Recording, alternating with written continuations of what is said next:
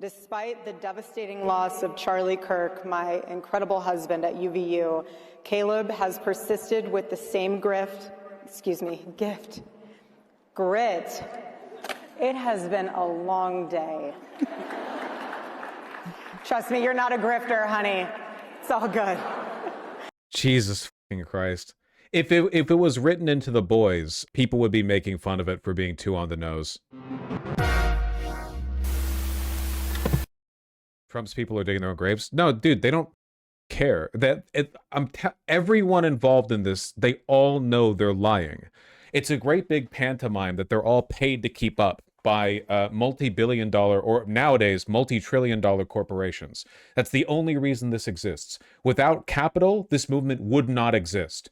Like the entire conservative movement would be as marginal and politically irrelevant as Jesus Christ, I don't know, some fringe. It would be nothing.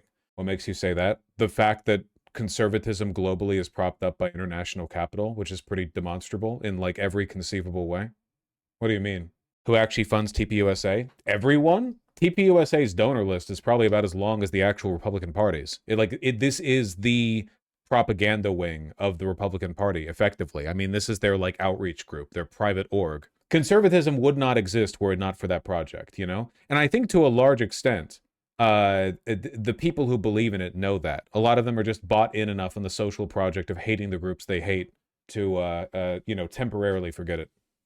Conservatism is a constructed bourgeois ideology, not a legitimate belief that humans actually believe in. It's pseudo-ideology. Yeah, genuinely. That is 100% absolutely true. I think you could safely say that reactionary belief is often genuine. Like, there are lots and lots and lots of people who are racist or sexist, and they genuinely are racist or sexist. Reactionary thought is as old as humans are. You know, that's not new. It's just tribalism manifest and reinterpreting itself in new ways for new generations, new issues, new peoples, new dynamics, new groups. But conservative thought in this context, in the modern sense, these issues, this culture war, this dynamic, entirely a farce, a pantomime, you know, a craft theater production put on by the world's most stupid and emotionally unintelligent people to distract us from what matters. Is liberalism the same? No. Liberalism, of course, is also definitionally propped up by international capital, and without international capital, liberalism would not exist as we know it, but there are, in fact, legitimate reasons to be a liberal. There are arguments you can make for it. There is a genuine emotional and intellectual defense that you can make for liberalism, even if, of course, it falters in the face of the immortal dialectical science of Marxism-Leninism. Thank you. But no, the dynamic is simply not there. I mean, you could argue that international capital sets the stage in both cases, but I would say that in the case of the liberals, you have real humans in many cases, or at least humans of varying degrees of sincerity playing on a constructed stage, whereas the conservative side is entirely theater puppets, you know? You don't have any authenticity on that side. You have people in the audience who are wooed by it, right? Morons, human cattle, but you don't have, there are no stage actors on the side of the conservatives that believe in what they're doing or that really operate as humans at all. They're just running through the motions. Harris is authentic? Kamala Harris? No. When I said liberals have actors representing varying degrees of sincerity, Kamala Harris was not up there in the high sincerity, watermark. Kamala Harris is who she is only because the material conditions of her life and the environment she was born into made it more profitable and more feasible for her to get into the liberal side of things. In a different set of circumstances, you could take somebody with her exact set of beliefs and make her a Republican. Did you see Rubio very blatantly high on cocaine? Vosh, weren't you the one to say ML is a fake ideology made by Stalin? Yes, that's why it was a joke. I don't think that Marxism-Leninism is actually an immortal and invulnerable dialectic, you know? Now, dialectical materialism. Kamala seems to have believed things back in the 2000s, but something happened, man. Yeah, but so did Hillary Clinton, you know? Capital is a machine that strips sincerity from its warriors, right? You can't be sincere if you're doing the job they do. The only way to remain sincere in that position is either to stay far away enough from the mechanisms of power that you can naively believe these systems can be used for good, or don't be a liberal, right? Operate outside of that ideological paradigm. Yeah, be Bernie Sanders, you know? I've had problems with how Bernie Sanders has conducted himself, but I certainly believe he believes what he says. I certainly don't think he's been inauthentic. But you have to be farther away from the the central pillars for that whole thing to function. As soon as you get in and you get too close, everyone turns into Chuck Schumer eventually, with basically no exceptions. Dialectical materialism isn't an ideology, but a form of analysis. Yeah, but the decision to apply that form of analysis is an ideological bent itself, right? It is not a ideologically neutral mode of application. Do you still believe Kamala would have been the ideal choice over Trump? And if she were to rerun, would you consider her if she was the only strong candidate? Running sentence, multiple questions. You have to, you had one shot. Wait 10 years, then message me again. One shot? I gotta finish that game. Shapiro's not that sincere either. He argues in bad faith all the time. Yes. Though his emotions are sincere. His feelings of betrayal, of having been left awash by the movement having moved too anti-Semitic for it to reasonably include him, the movement moving away from his rhetorical style. His feelings of betrayal there are sincere. I know what you're referring to, Miss Genderland, one thing at a time. You all get what I'm on about, right? About the stage of capital. If you could, with magic, let's say, annihilate the influence of capital on political discourse. Imagine for a moment, if you will, you're a god, and you can all of a sudden, all right, the radio shows, the news, all of it, the capital influence has been, we won't even say eradicated. We'll just say they have been flattened to a point where what is being produced from these shows is now what you would consider actual journalism, actual entertainment, not political craft, all of a sudden, in an instant, the media empire built by the conservative network is done. We'll just say everything is now NPR, even. That's not free from capital influence.